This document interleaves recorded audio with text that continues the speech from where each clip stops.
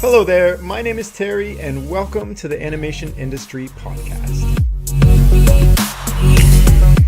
Today's episode is with Morr Meroz, who is an animation filmmaker and the founder of Bloop Animation, which is an animation learning platform and a popular YouTube channel which focuses on teaching the process of animation filmmaking. So Morr graduated from the School of Visual Arts back in 2013, where he focused on 3D character animation. But before starting his work on Bloop Animation, he worked as a character animator in a bunch of different New York animation studios like Framestore and Aardman Nathan Love. And now he is working full-time at Bloop, creating more courses for aspiring filmmakers. And after 3 animated shorts, he's taking his first steps into making an animated feature film, and we're going to talk all about short films in today's chat. So let's jump right in. So hi, Morr. Thank you so much for being on the podcast. How are you? Oh, great to be here. Yeah, thank you. So today I want to chat about how to make like a super awesome killer short film with you, because you've done that a whole bunch, Sure. and for myself, I actually have to make a thesis film in my 4th year at Sheridan College. So I want to like pick your brain on how I can make a super great, successful film. But first, how did you ended up getting into the animation industry yourself? I've always wanted to be in animation. When I actually went to SVA, School of Visual Arts, I started out as an advertising major, and because I kind of thought that there's not going to be any money in animation, so maybe I should pick something more. I don't know what happened when I did that, but I thought it was a good idea. And after about 1 semester, I decided that it's not really for me. There's going to be so many people who are going to be much better at it with more passion than I do. And I saw that there's another department called computer arts at SVA, and they actually do produce students that get jobs and work at animation after. So I thought, why not just do that? And I switched. And so it was kind of like a full cycle coming back to what I originally wanted to do since I was a kid. I think what was holding me back was the fact that I didn't really know how to draw very well. I always drew as a kid, but it was very obvious that it's not going to be at the level that is required for professional animators, based on how animation used to be when it was mostly like 2D. And after seeing what you can do with 3D computer animation, I realized that the actual animation process in 3D is not at all similar to drawing. So the skills are very, very different. And while you do have an advantage if you're very good at figure drawing for creating interesting poses, you don't really need the physical hand skills of drawing to be an animator in 3D. So yeah, and I switched. So your original dream was just to become an animator? Like, did you want to tell your own stories? You just wanted Yeah. to make cool stuff? Like, why I did don't you think want I could to animate? verbalize it back then what exactly the dream was, Yeah. because I didn't really know the different kind of roles or jobs that you can be as. I guess what I wanted to be is to make films, to be a director, to make animated movies. I didn't know exactly how this is, like at what capacity and how you go about doing something like that.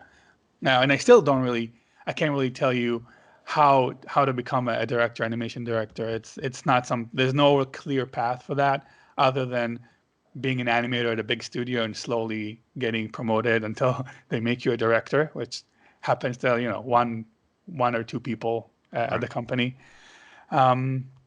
So I definitely knew that animation did something for me that was like very, very different, and I had a lot of passion for it. I was making claymation, stop motion like videos when I was 15, 16.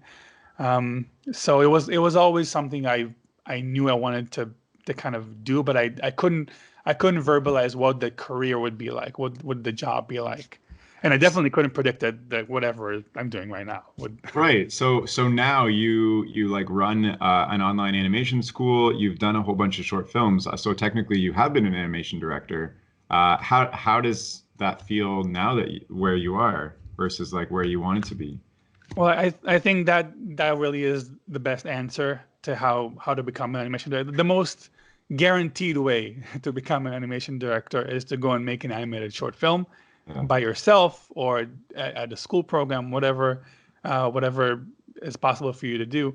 And then you are a director. You directed a film, and you can keep doing that theoretically.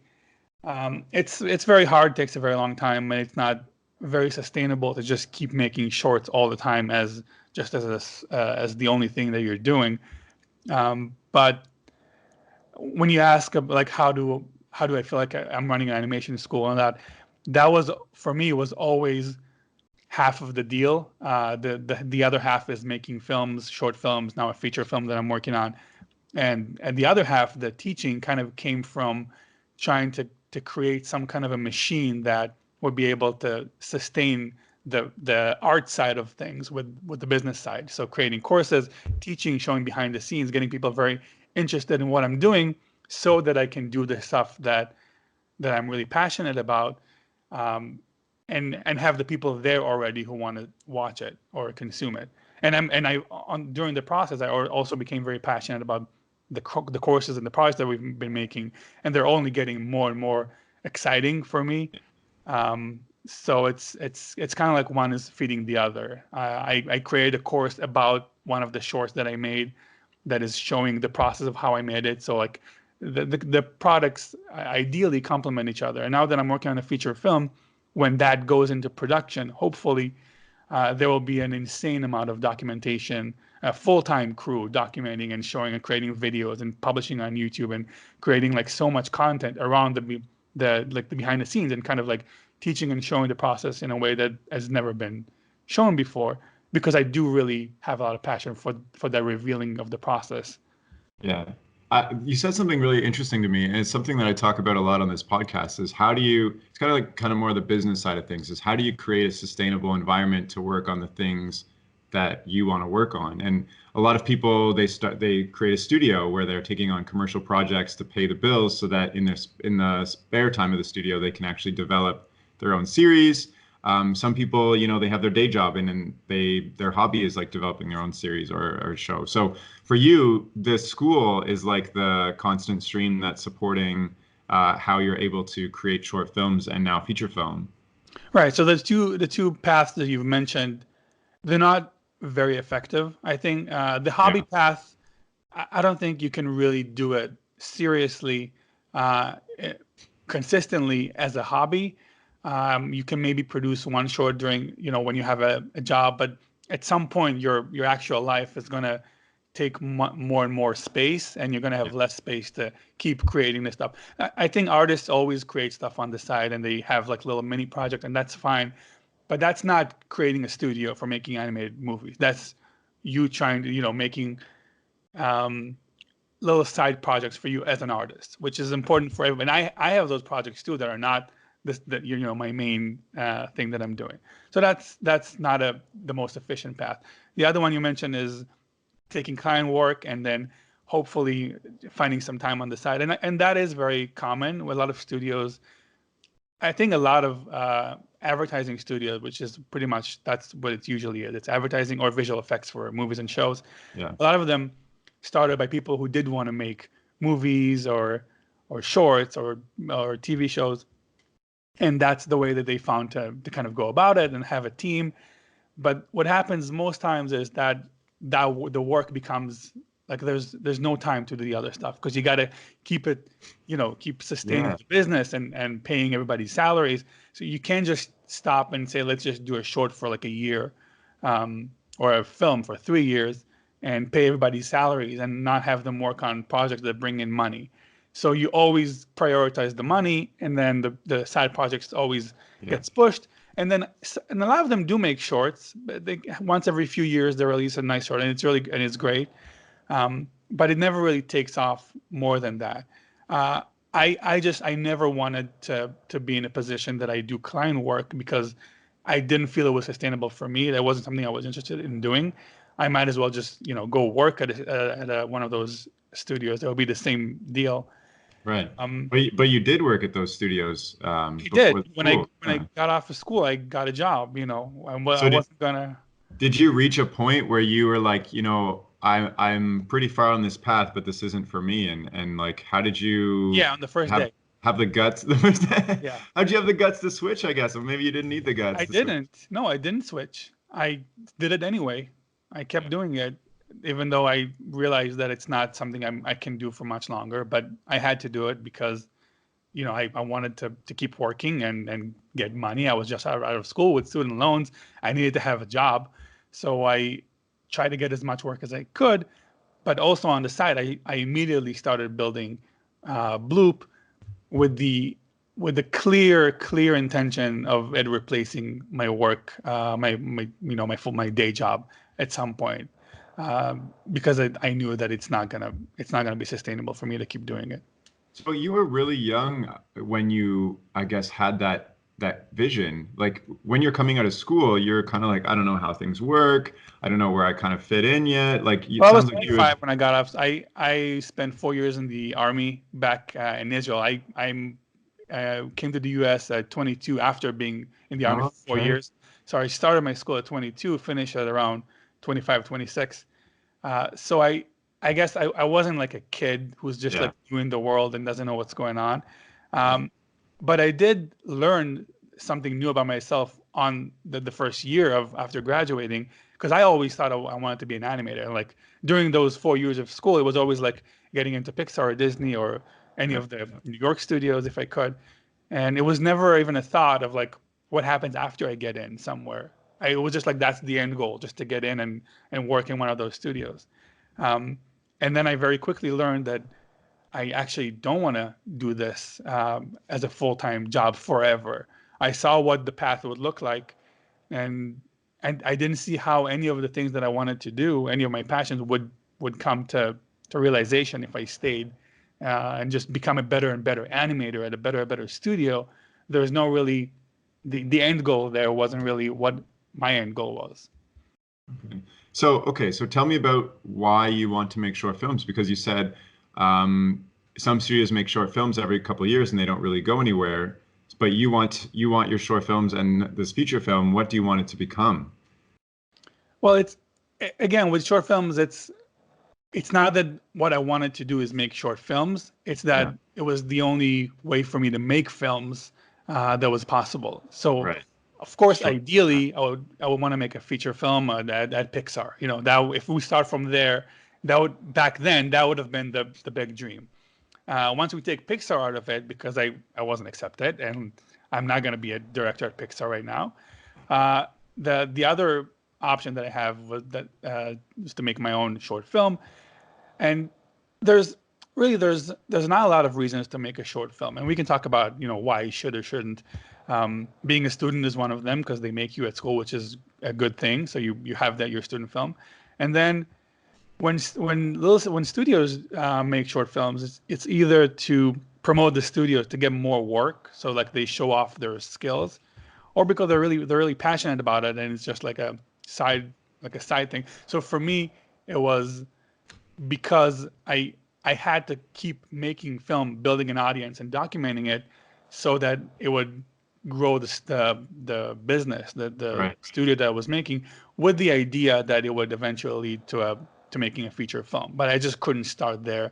The first short, I just did it by myself. I didn't even have people that I could work with. My third short, I already had a team of people who were all joined in to work on it. And for this one, obviously, it would be like a multi-year production that is Right. massive. So a lot of people always say like, one day I want to, but it sounds like you just went and did it anyways. You just started. It's for me, I always look at it as what else am I going to do? Like, Right. I don't have anything else to do. This is what I'm Says doing. the man who just had a baby. Well, I'm not gonna. I know, I'm just kidding. Yeah, it is. The baby also kind of like pushes you like to do it even faster, because you realize your time is getting much. You get much less available to things. So if we look at the end goal of making a film, then I had to work back from that and see like what are the steps that I need to do to get there eventually, and just kind of keep going through the steps. And as long as I'm just still doing it and keep moving, then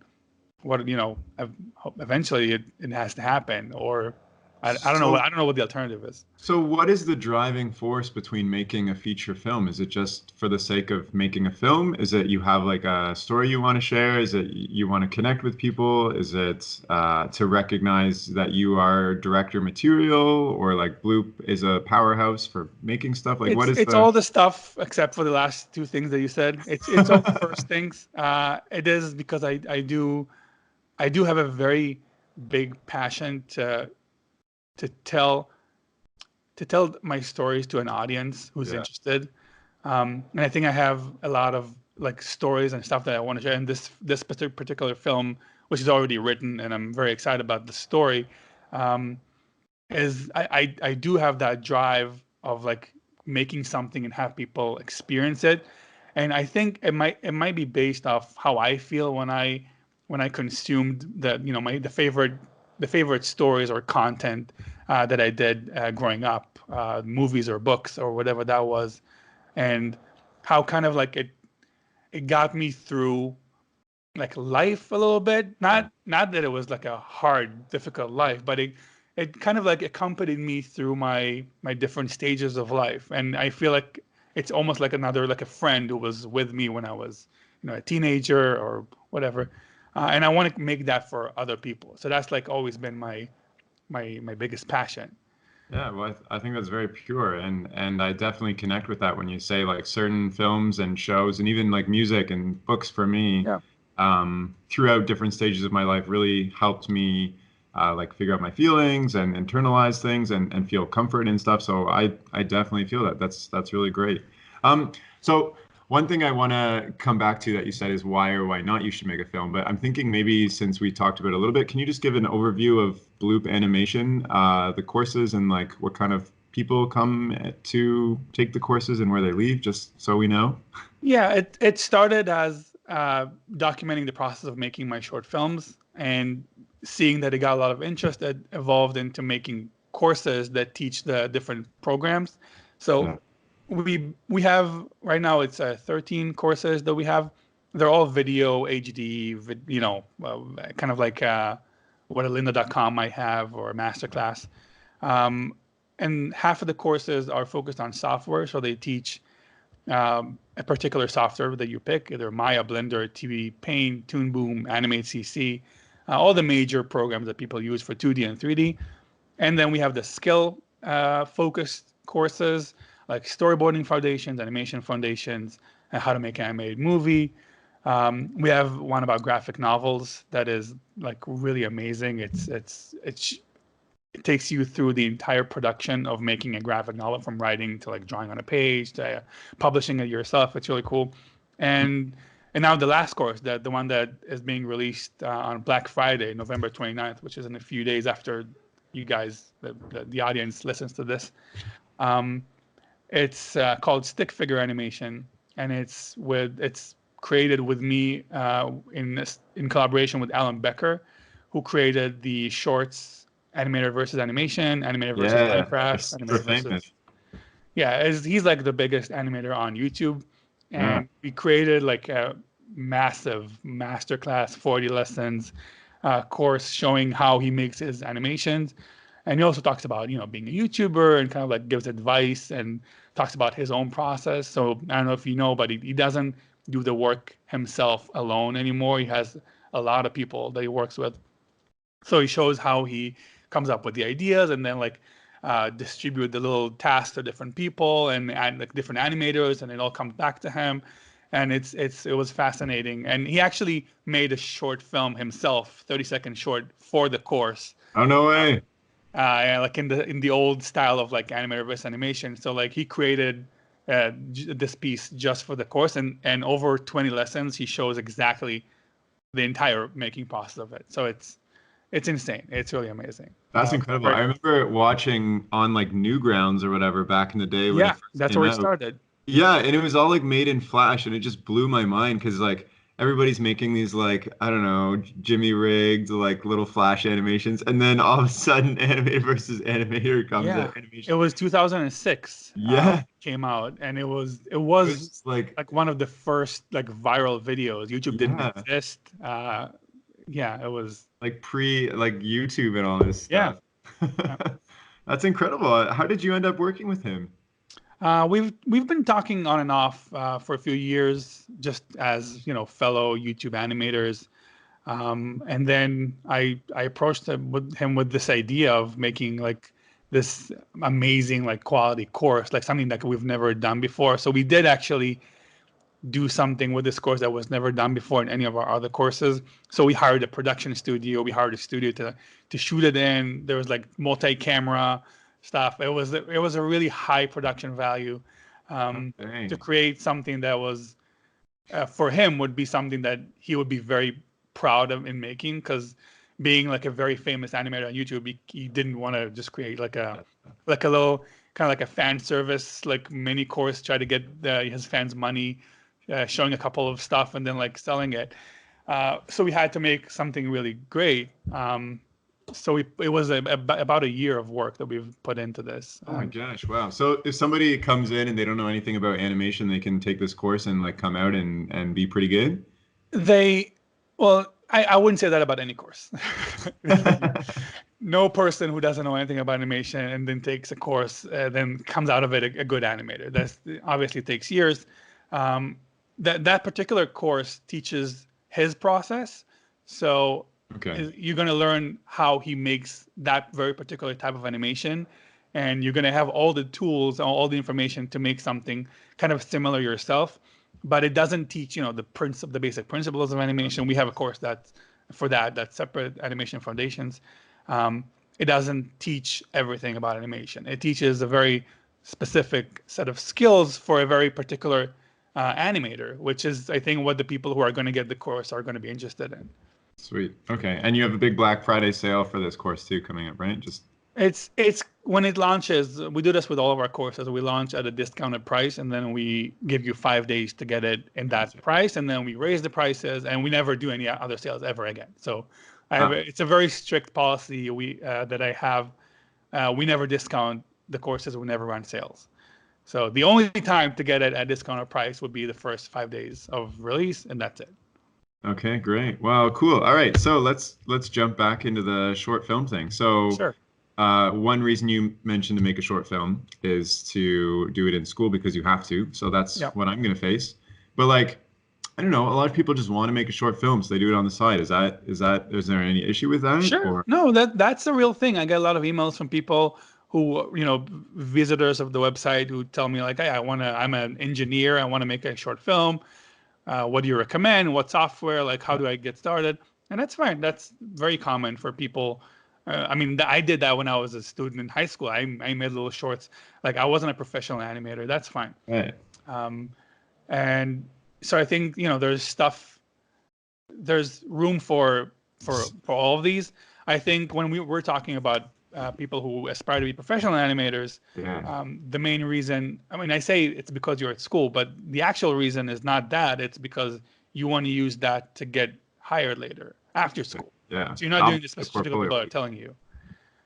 So what are some of the reasons people shouldn't make short films? Or when do you see a short film, you're like, you could have done it this way instead, I guess. I'll try to answer a different question. First of all, don't make short films if you want to make money. If that's like your make money scheme, that's a very bad scheme.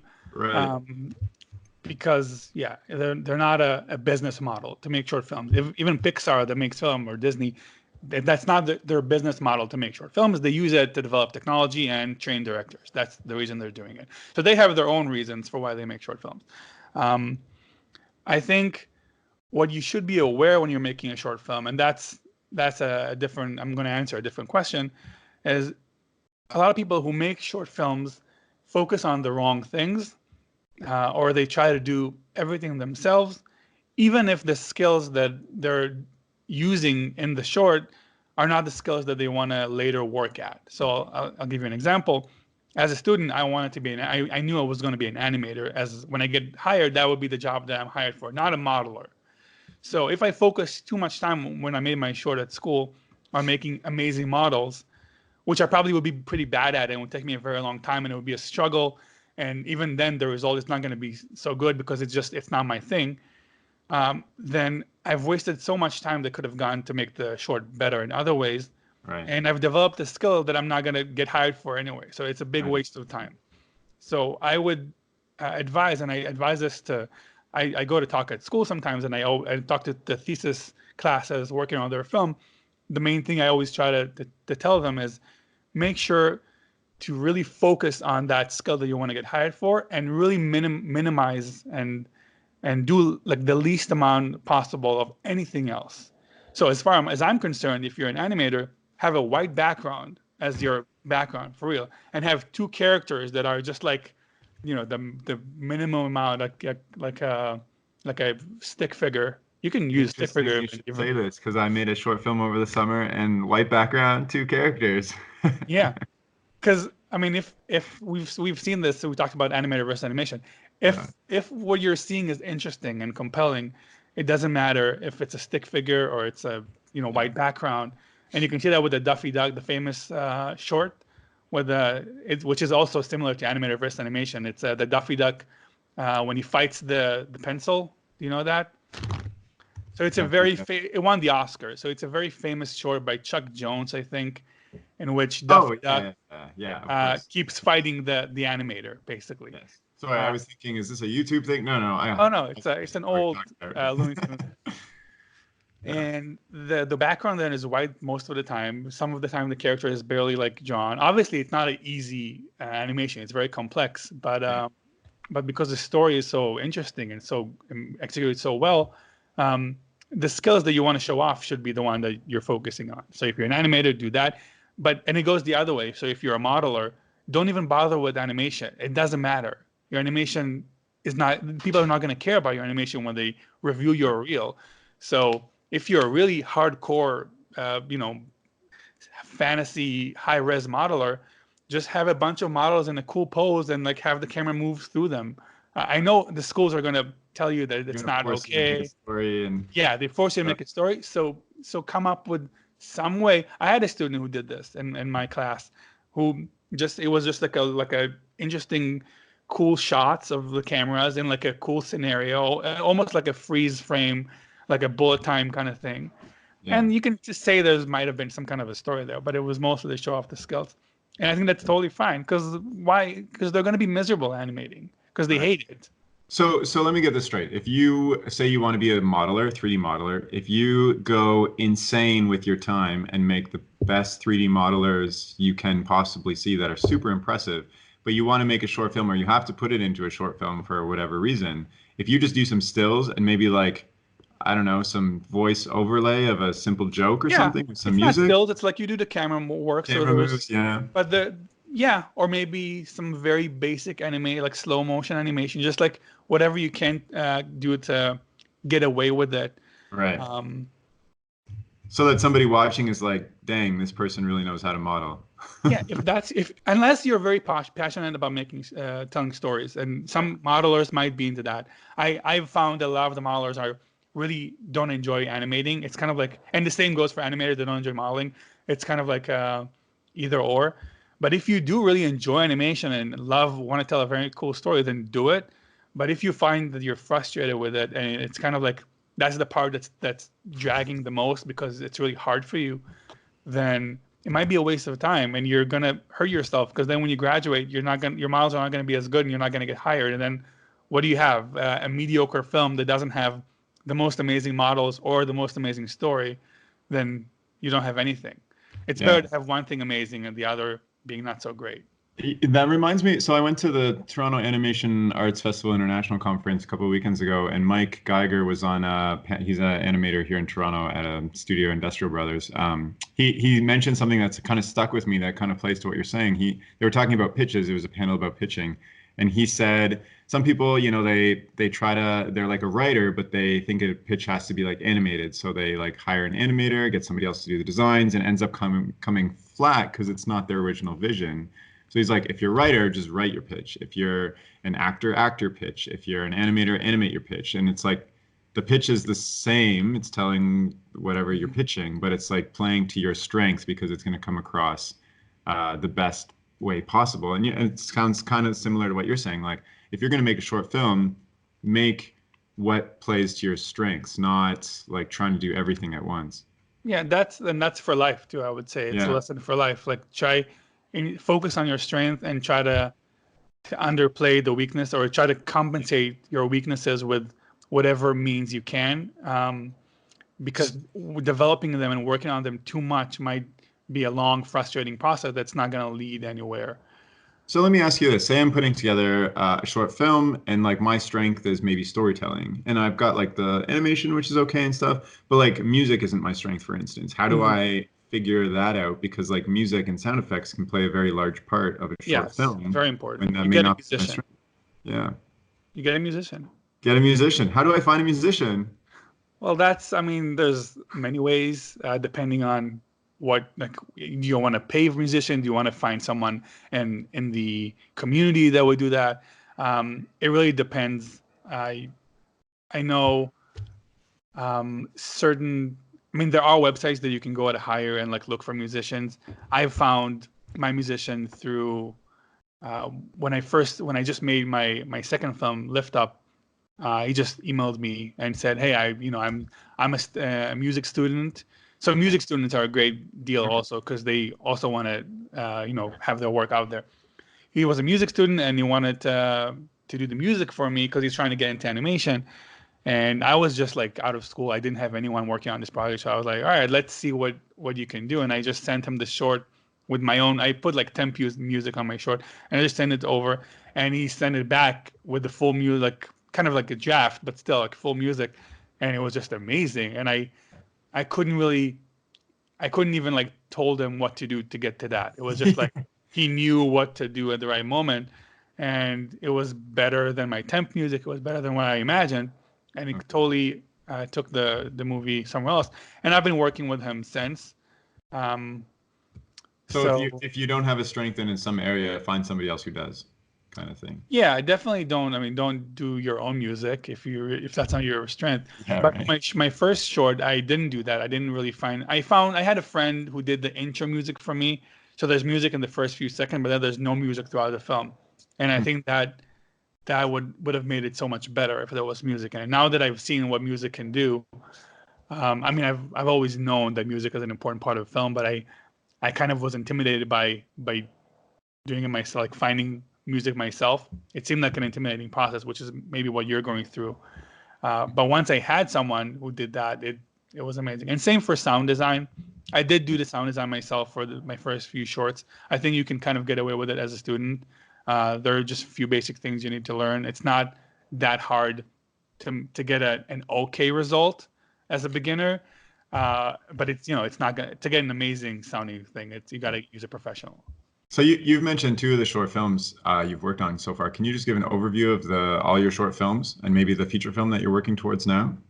Yeah, the one I did in school was Food for Thought about two fish that are in a conundrum, and you gotta watch it to see what's going on. Not much point of me telling me about the story.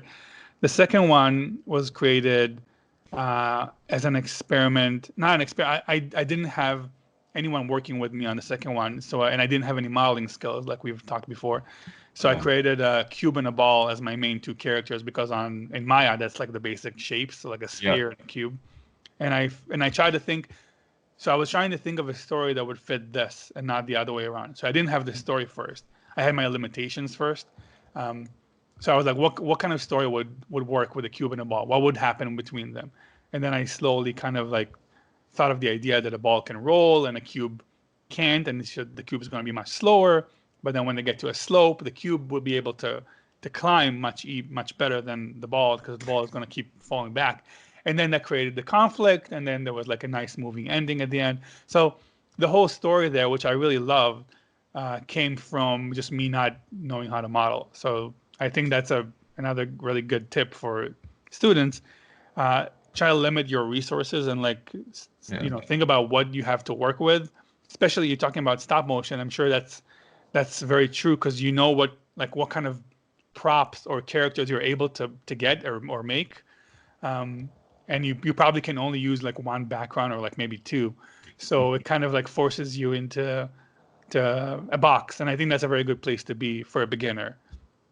My third film was created with a different goal. It was like now I can do whatever I want because I can get a modeler and a rigger and a sound designer and a texture artist. I can get all those people to work, so I can just do whatever I want. So let's make something really cool.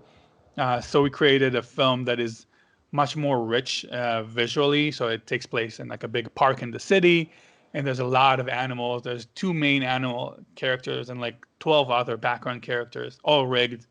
That took 2.5 years to make because we were all working on our spare time. It wasn't a paid job. It was just like a big collaboration. And the feature film is very different. That's like a more traditional heavy feature, animated feature film. It's called Snowlands. I've released a kind of like a teaser for the poster, kind of like showing the characters, but I haven't talked about the story yet. It's still, even though the script is done, it's still in development for the pitch and the fundraising. Okay, so you have all these kind of short films under your belt. Which one would you say is your most successful versus like which one was the most successful from like a audience standpoint? I don't really have a more successful. They're all films that I made at different points in my life. It was the films that I could make at that point, and I'm happy with all of them. Some of them have more views than the other, but it doesn't really mean anything. None of them went like insanely viral and got like tens of millions of views. So they all have like the pretty much equivalent amount of views based on the time they've been around. So, okay, so what, I guess, do you have a formula for like making a successful film from your perspective then? Like, no, I think especially for shorts, it's a lot less formulaic than feature films, because I feel feature films have a very clear the 3-act structure. Most films kind of go in a very similar way. If you look at all the animated movies or even regular movies out there, while shorts are always a little bit different. There are a lot of like different archetypes of short film plots. One of them is like my last film. The 2 characters who are trying to one-up each other and then get to like a funny conclusion. That's pretty common with shorts. There's my first film was like the infinite loop short idea, which is also you can see it in a lot of shorts where you get to the end, you realize there is like an ongoing circle that's been going on. That's a kind of like a known idea. So you can break it down to like a lot of those like mini archetypes. But with the shorts, because they're so short, you can do a lot of weirder things. That's why a lot of shorts tend to be very weird. If you went to a film festival and you've seen what shorts are, 95% of them are extremely weird with maybe 5% of like more coherent story. So there's no formula for success. There's only bad or good storytelling. So that takes practice. There's no way to be just good at it without any kind of practice. And as you work on this, and a lot of time, so I would suggest keep working on the storyboards and animatic and previs especially over and over, even after you think you're done. Because a lot of times when you think you're done, when you're a beginner, it's pretty crappy. So how much time do you spend on the previs and storyboards before you actually get into execution?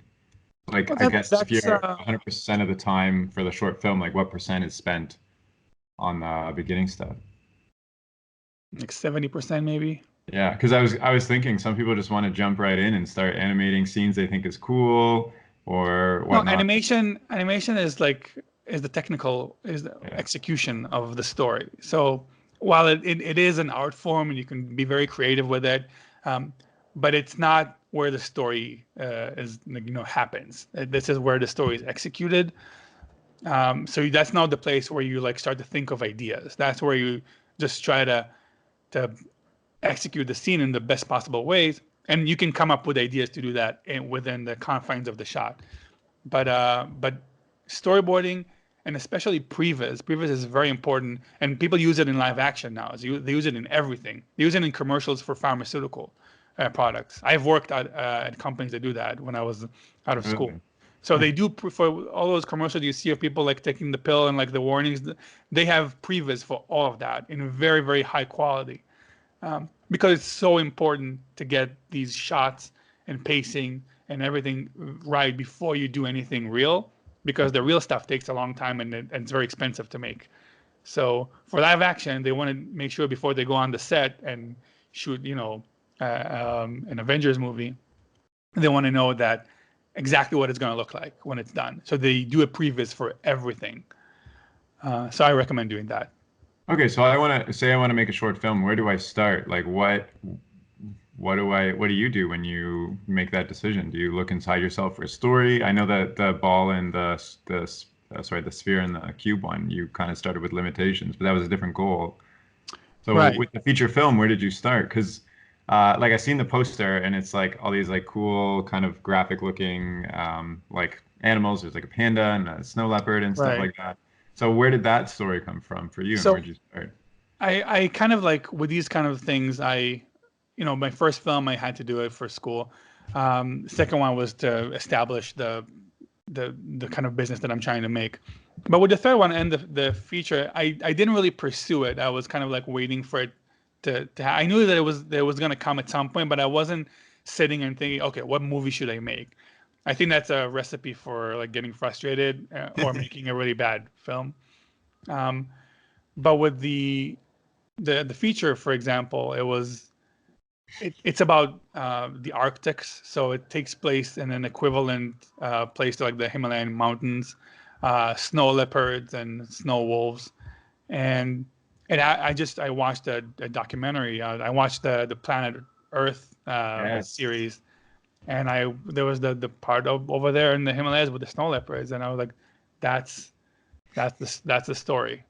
It was very clear to me right away that this is going to happen.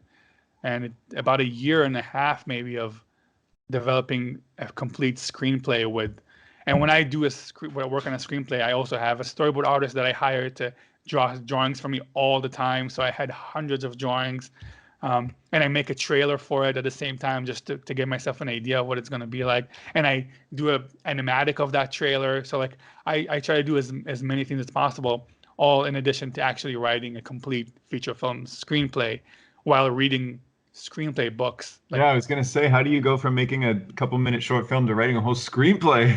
you squeeze an entire degree worth of education into 1 year, which is what I did. So for almost a whole year, every single day, I was writing the screenplay. And whenever I wasn't writing the screenplay, I read screenplay writing books. And I read all of them, all the ones that you can think of that they teach in schools, whatever I read that book, whatever book there is. And whenever I didn't want to read something, I would read screenplays of other movies that are really good. Yeah. And when I didn't want to read anything, I would just watch making of and interviews and documentaries. And when I didn't want to do that, I would just watch good movies and analyze them. So that's what I did for a whole year. Have you gotten anybody to review your screenplay? What? Has anybody reviewed yours? Have you like asked for other Yes, people to review it? I've hired a lot of coverage services specifically that do that. They take your screenplay and they give you notes and grades, and I did that multiple sessions of it. So like one session for the first draft, and then I get a bunch of results, and then I use that to rewrite. And I rewrote the entire story twice with an additional many rewrites that are more like small, like little changes. Yeah. And then I send it again to another different companies for coverage. And it's a gruesome, long, expensive process. It sounds insane. If you can do this like full time, I feel your pain because I wrote a novel a couple of years ago and I did the same thing. I read everything I could about novel writing. I joined a writing group. I got editors, like insane stuff. So if you want to do something this big, there's no other way of doing it. Yeah. So let me ask you this: why do you need to animate it yourself? If you have written the screenplay, you've gotten the story nailed out. I'm not gonna animate it myself. So why don't you pass it off to? Why don't you try to sell the screenplay versus like do it? I mean, project manage it yourself. You know. I might. Oh, okay. I'm trying to get the movie made, and there's many different ways to go about it. One of the ways might be that I just get the full funding myself, and then I hire the entire production and the space and like set it all up. Another option is to use an existing studio that is already has like everything set up, and I come in as the director or even co-director and the money, and that studio makes the film and then it's like a collaboration. And it could be that the studio just says, we want the script and we're just going to buy it and make it. and that's also a possibility. Like there's a lot of different paths to go. It sounds insane. This sounds amazing also. Like that's so cool that you're doing this. How close to getting this made do you feel right now? Not very close. The pitching, so the pitching phase is going to start at around March. So January till March is going to be the last kind of like session of rewrites, and then March and onwards is going to be meetings, pitches, and like all that kind of stuff. And then I'll be able to get a better idea of where I stand. Until I do that, I have like a bunch of people and leads that are set up for that stage. But until you actually do that, there's no way of knowing, where it stands. I do have a plan B of making it into a graphic novel that would then turn into a film later on. Yeah. So either way, that story is going to get made, and I can produce that myself, no problem. So it's gonna. That's why I'm not really like stressed out about it, because it's gonna happen in some capacity. It could be like a $5 million movie or $100 million movie. Like, I don't know, but at some point it's gonna happen. Dang. Well, that's like an area of short films, and I guess films I never kind of thought about before, is just writing. Because I think most animators I've met have stories in their minds that they want to produce, and that's a big reason why they become an animator. So, but one path is to just create those stories and let other people execute them. I think that's a totally viable path too. Maybe I'll just get my thesis film executed by a studio. I don't know if that works for shorts. I don't think so. But yeah. Yeah. Awesome. So, well, this is so exciting. Is there any, like, I know we've talked about short films and feature films and stuff. Are there other areas that you wanted to chat about too? Because you have this whole background of running an animation school, studio stuff, seeing like tons and tons of students come through your school. Like, I guess one question I have is, like, what is your overall advice for somebody who feels a passion to tell stories and wants to do that, and they haven't really executed any short films yet or whatnot? Like, what is your advice for that? I think it's always a good idea to do it, to go for it. And you don't have to do all the stuff that I did with Bloop and like start making tutorials for YouTube. Like, you don't have to go through that path to make short films. Yeah. So I think even if you're at a completely different like job, if you're a developer or whatever it is that you do, and you do want to tell a story and make a film, I think technology today and the hardware and software is cheaper and very fast. You could do it yourself. A lot of people do. And I think it's a great thing to try to pursue like that kind of dream, to make a short film, animated or not animated. And if you are an animator working somewhere, you should still, if you have the passion for it, still do it on the side. You're probably going to be better at it than most people because you have the skills. So why not? Even if it takes 2 years, in the evenings and weekends, it's worth it.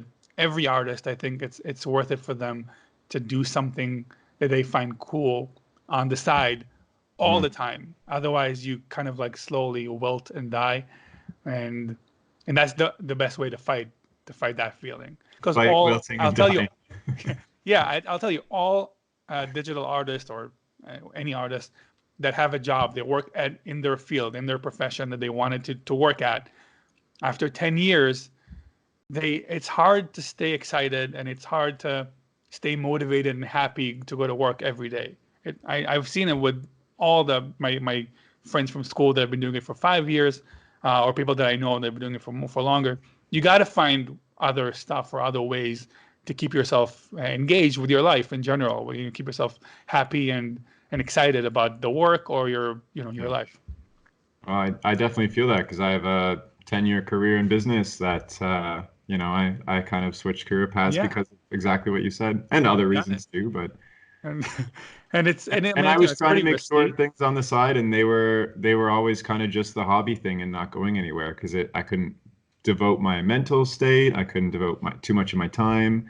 I couldn't really dig deep to figure out what I wanted to tell, because your hobby is a couple hours here and there every week or so. So I can tell now that I'm doing it full time. I can tell the difference of what it's like when you have the full time to dedicate to something versus when you're doing it on the weekends and evenings when you have a job. It's much harder to do it that way. It's possible. It's just harder. Yeah, cool. Is there anything else you wanted to share from everything you've kind of done in the past couple of years? I mean, I think people who are listening to this are probably excited about the stuff that we're talking about, I'm assuming. So I can tell them to, if they go to our blog where all the articles are, or the YouTube channel, Bloop Animation, we have a lot of articles kind of like going through that journey that I've been on for the past 5 or 6 years. And it's very fun to go through that material and read and see like experience that experience with me. There's a lot of articles about different stages of when I made those short films, kind of like going by order, so you can see what I did when I was storyboarding, when I was prevising. So I think just going there, you don't have to buy anything. All the courses are paid, but all of our content is free. So you can read all the articles, watch all the YouTube videos, and there we have a lot of motivational and inspirational stuff, and it's really fun for people who are into animation. Well, So I would recommend especially it. because you also you can see your journey as well as you go through this. Like, you didn't start where you are now, and I think it's super valuable, at least for myself, when I see people that I admire their early work and kind of how they were open about developing things and what they learned, because it is a process. Yeah, and then that's why I was doing it, because I also like what you just what you just said. I also enjoyed that kind of content, so I wanted to make it for others because I know it's fun to consume. Totally. And we have a free ebook that they can also get with a bunch of like it's like a condensed guide to making a short film. So a lot of the stuff that we talked about is going to be in that book with a little bit of extra, and you can just go and download for free, and it's pretty cool. People like it. Yeah, sweet. Well, I was going to ask what's next for you, but I already know you've got a big feature film coming up. So, Yeah, and the course that's coming out. And the course. All right. Yeah, the course great. that's coming up too. So, well, thank you so much for joining me on the podcast. It's been a real pleasure to chat and get Yeah, to know thanks a lot for about how having you me. do short films and everything. Sure. Yeah, it was great being here. Thank you. Sweet. And if you're listening and you'd like to check out more or Bloop Animation's work, you can check out their YouTube channel or their blog, the Bloop Animation website, and I'll include the links to that as well as the free ebook and the course that's coming up for Black Friday, all in the links in the description of this podcast. And that's all for now. Thank you so much for listening. Okay, bye.